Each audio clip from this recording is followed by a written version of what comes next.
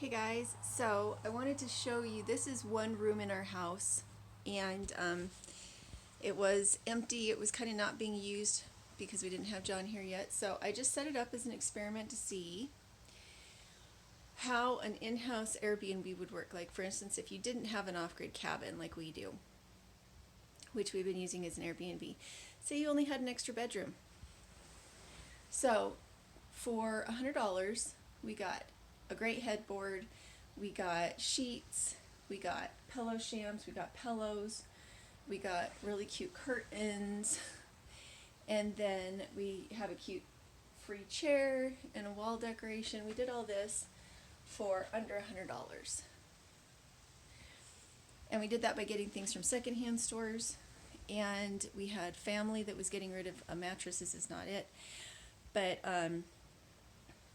that's how we set this bedroom up. And even if you're only doing it for like $37 a night, $25 a night, if you have constant bookings, you can pay for a small mortgage with that kind of income. So I thought that would be maybe helpful to some of you guys who feel like, well, I'd have to build a little house, I'd have to remodel my garage, I'd have to put a Quonset hut in, and that takes money. But for $100, if you've got an extra bed, you can do this. Now, I do have an extra bathroom in the basement that is for their use. I have set up a little living room. In fact, I'll show you. I'll walk you through it. What it is we've set up.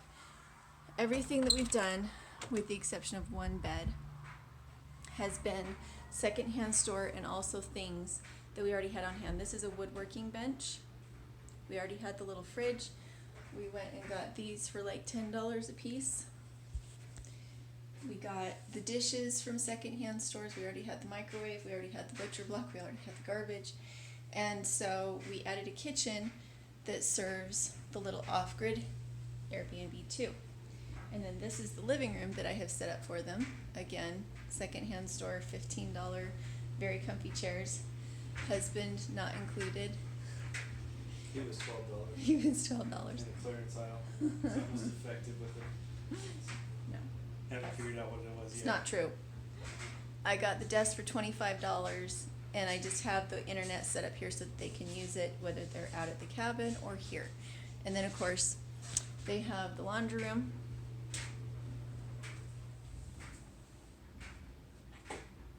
And the bathroom. So anybody who Airbnbs in the house gets to share the same bathroom.